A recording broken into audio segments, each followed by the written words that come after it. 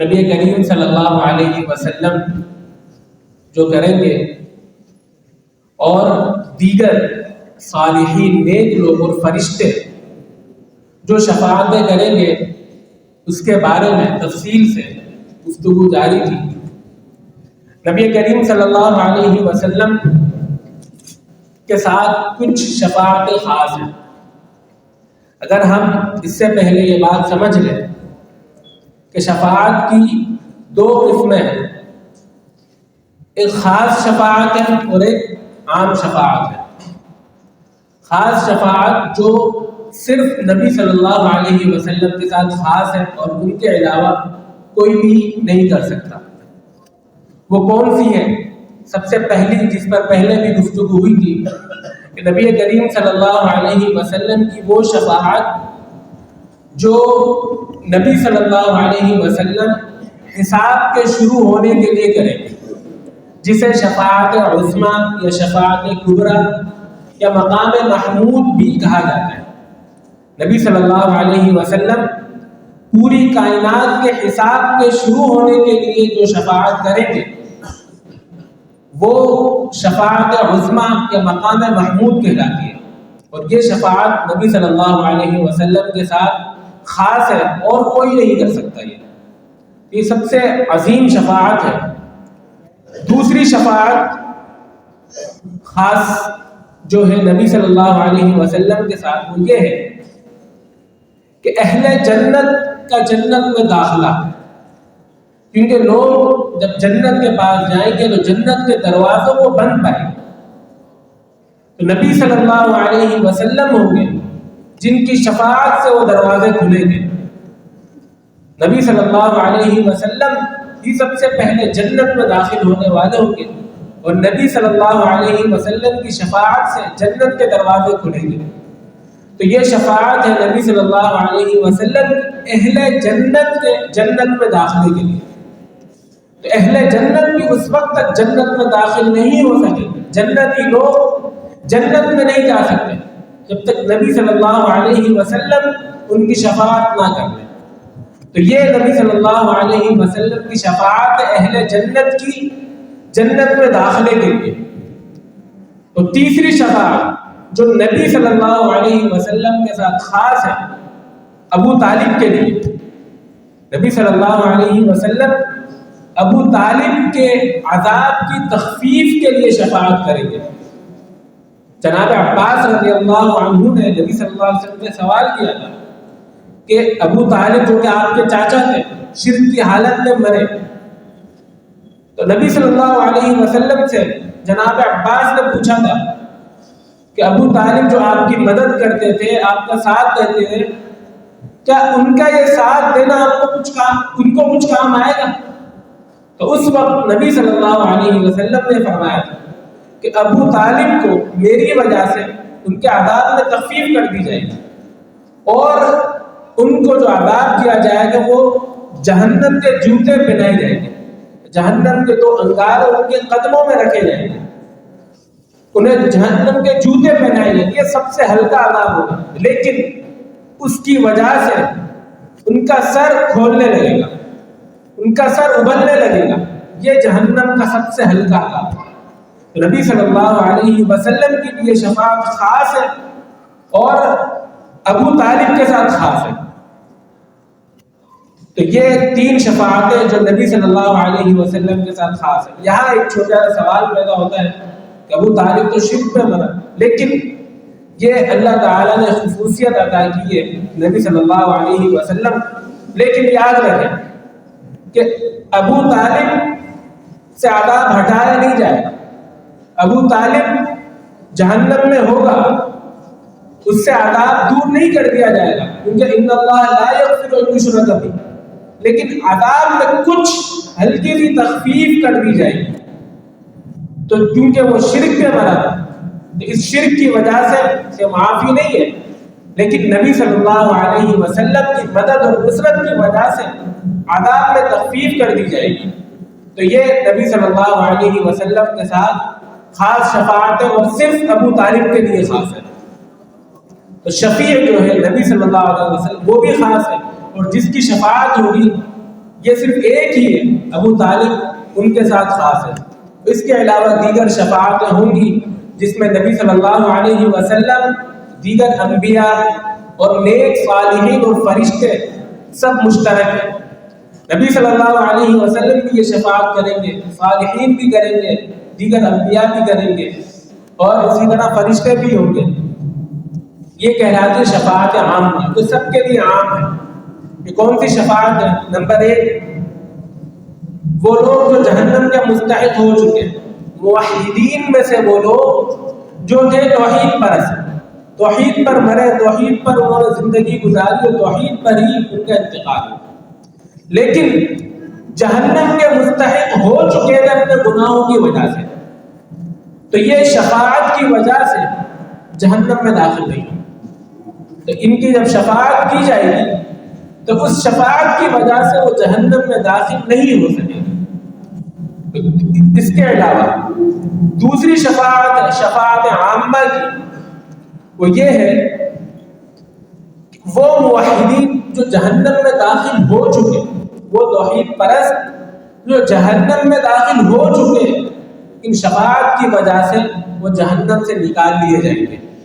اور یہ دو شفاعتیں ایسی ہیں جن کا انکار کیا ہے خوارج نے، معتزلہ نے، لیکن قرآن و حدیث کی روشنی میں صحیح بات یہی ہے، جس کے کئی سارے دلائل ہیں، کہ نبی کریم صلی اللہ علیہ وسلم اور دیگر صالحین کی شفاعت سے ایسے لوگ جو موحدین توحید پرست ہیں، یا تو ان پر جہنم واجب ہو چکی لیکن شفاعت کی وجہ سے وہ جہنم میں داخل نہیں ہوئے، اور ایسے بھی لوگ ہوں گے جو توحید پرست ہوں گے، جہنم میں داخل ہو چکے ہوں گے، لیکن پھر شفاعت کی وجہ سے وہ جہنم سے نکال لیے جائیں گے۔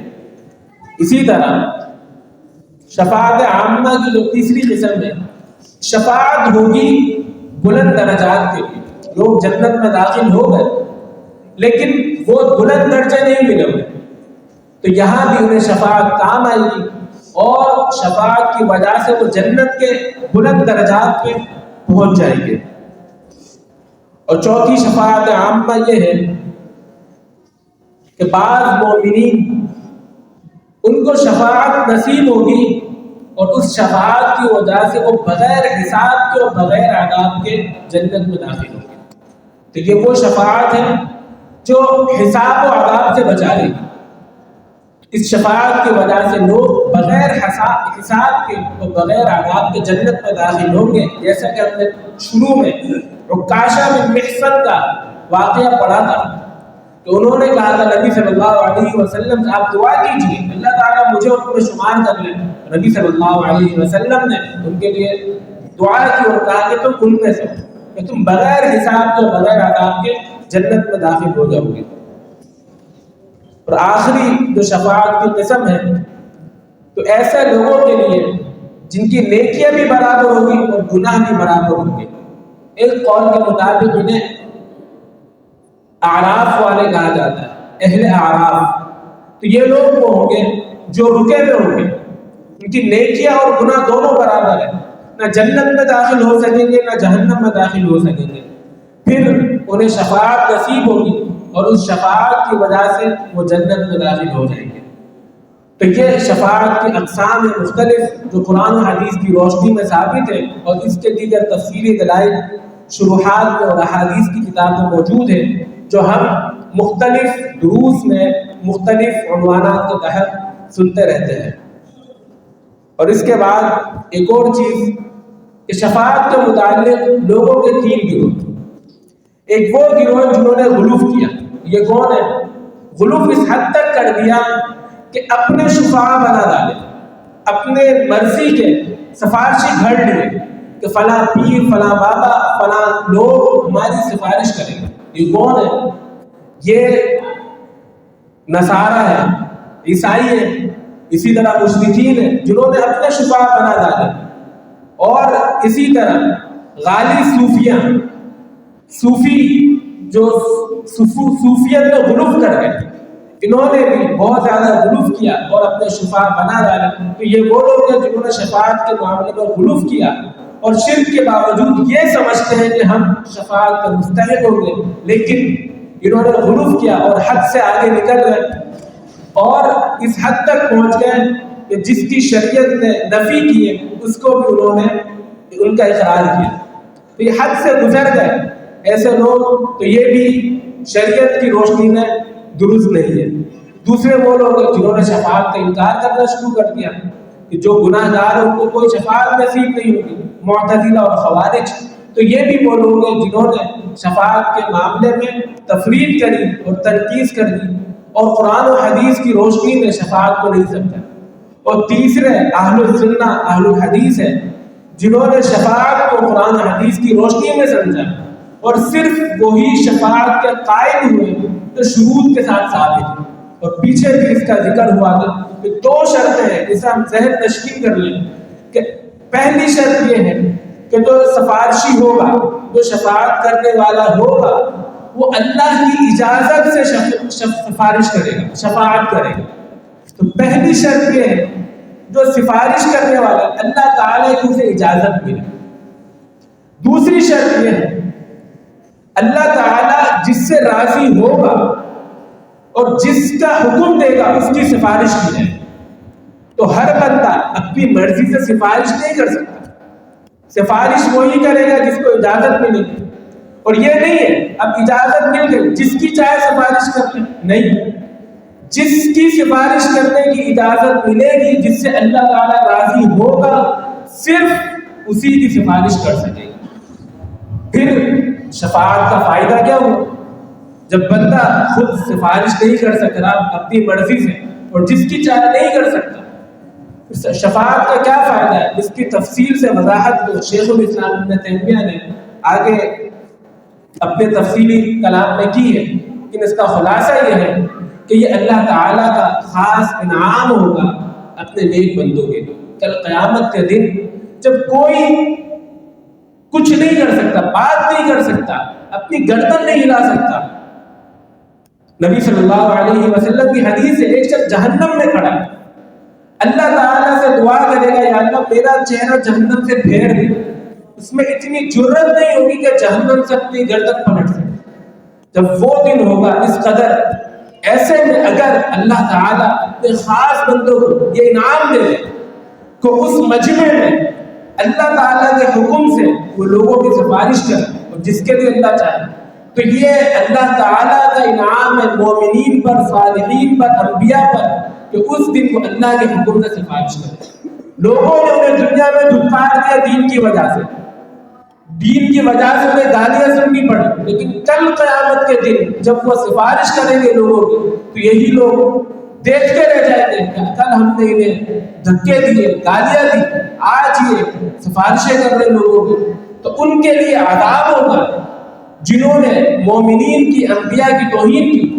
اور ان سب کے لیے جو کل شفاعت کریں گے مومنین، موحدین، انبیاء، ان کے لیے اعزاز اور اکرام ہوگا.